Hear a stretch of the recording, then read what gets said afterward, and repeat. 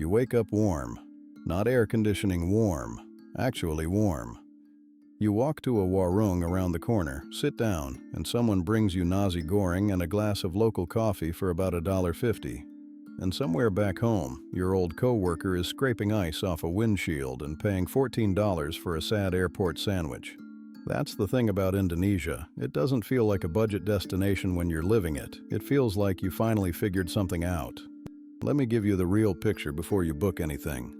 Start with money. A single person living comfortably, decent apartment, eating well, getting around, runs around $1,300 a month all in. Maybe less if you're careful, maybe more if you're not. There are expats doing it on under $500, stripped down, but possible. Family of 4, figure around $2,500 a month. That's not a typo. That's Bali or Jakarta, not some remote village you've never heard of. Where you land matters. Bali is the obvious first stop, and it earns that reputation.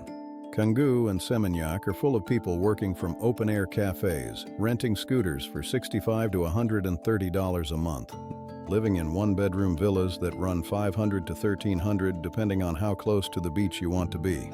It's a real life. It actually starts to feel like home after a few weeks. Jakarta is a different animal, bigger, louder, more urban. A 2-bedroom in a decent part of the city, Sudirman Park area, runs around $660 a month.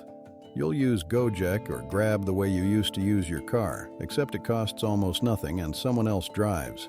The downside nobody warns you about loudly enough is the traffic. Jakarta's congestion is not American city brutal, it's something else entirely. Long-timers plan their whole day around it. You learn the MRT routes, you avoid peak hours, you adjust, but you do adjust. If you want something slower and cheaper than either of those, look at Bandung. Cooler climate, calmer pace, lower costs.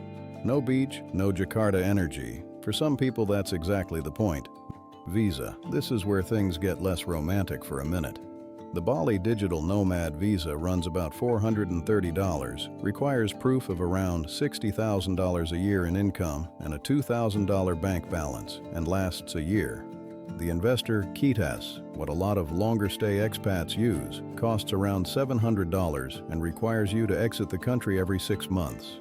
That's the part that catches people off guard. Indonesia isn't the set-it-and-forget-it country some expats find elsewhere. You have to stay on top of it. Healthcare, go in clear-eyed. Public hospitals aren't what most Western expats end up using.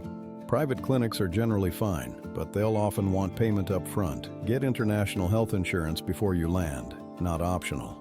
Then there's the pricing gap. As a foreigner, a bule, which is what locals call you, usually not unkindly, you'll sometimes get quoted a different price than someone who looks local. It happens at markets, in negotiations, in ways that range from minor to genuinely frustrating. What most long-term expats will tell you, a little Bahasa, Indonesia, closes that gap faster than anything else. Not fluent, just enough to open the conversation in their language. Prices shift. The whole dynamic shifts.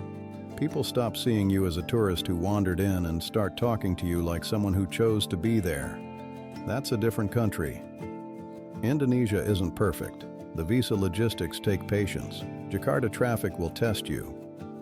But at $1,300 a month, with warm mornings and good food and people who are genuinely friendly when you meet them halfway, it's hard to look back at your old rent check and feel like you made the smarter choice.